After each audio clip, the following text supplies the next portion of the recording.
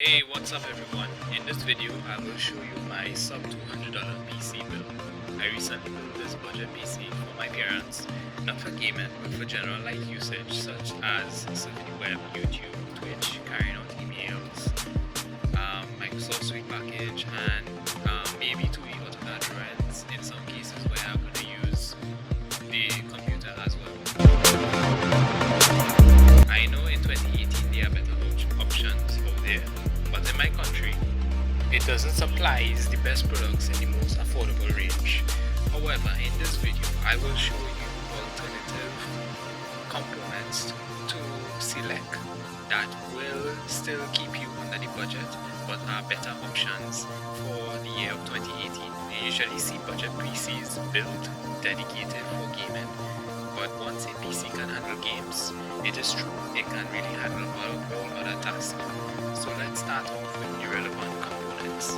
So first is the motherboard. It is a BioStar A68MD Pro which supports DDR3 memory. There are only 2 DIMM slots however, but the socket it supports is the FM2 Plus for the AMD A series.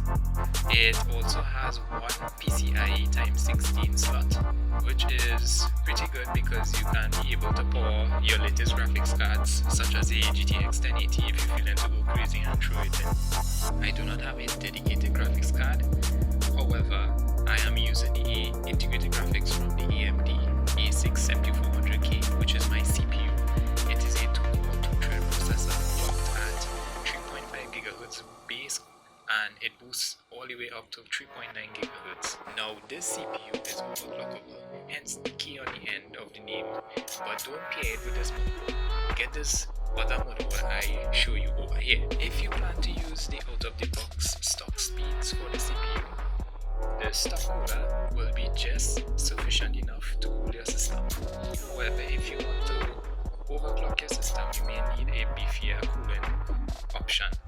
I would recommend the Hypermaster 612 version 2 once your case is big enough to support it. As in my case here, I have a micro ATX case. For you guys who live in the United States, you can get the AMD A8 9600 quad-core processor, which has 4 cores, 4 threads instead, for just $20 more, and you would still remain within the budget price point.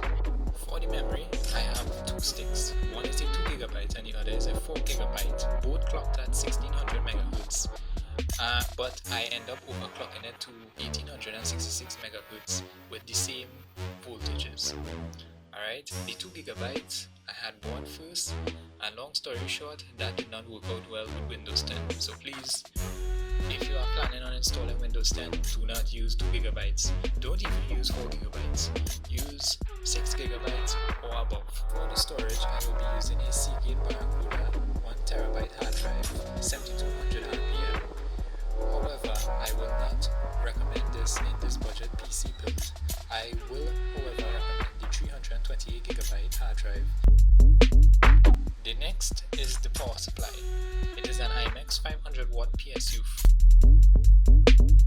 It provides general over voltage protection, over circuit protection, and overload protection.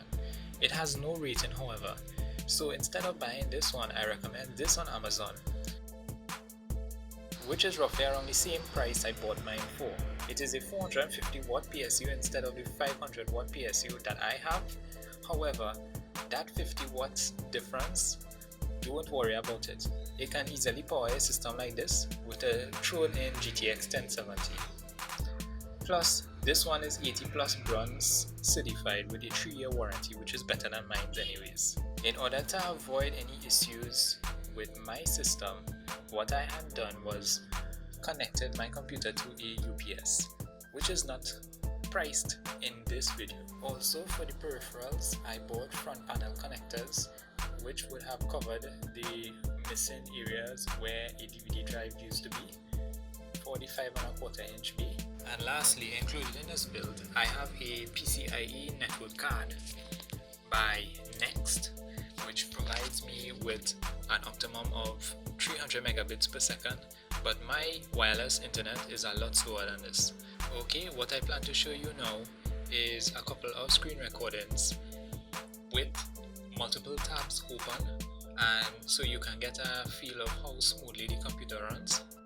Now in this video I will not show general benchmarking scores from programs such as CPU-Z or Cinebench R15 because this build is essentially not for heavy usage with resource-intensive programs such as Adobe Premiere Pro. However, I did run Cinebench R15 for those of you who want to know, and I scored a value of 140 in the multi-core score and 78 in the single-core score, and approximately 28.5 frames per second in the OpenGL score. Now what is unique for my knowledge is that with the memory clocked at 1866 MHz, these values were attained. However, if I was to run this at the stock memory speed, I was getting approximately 10% lower values. So for this type of processor, memory plays an important role in the PC performance. If you get faster memory than 1866 MHz DDR3, you go right ahead once your motherboard can support it. Well, I do hope you enjoyed this video. Give it thumbs up if it was somewhat good.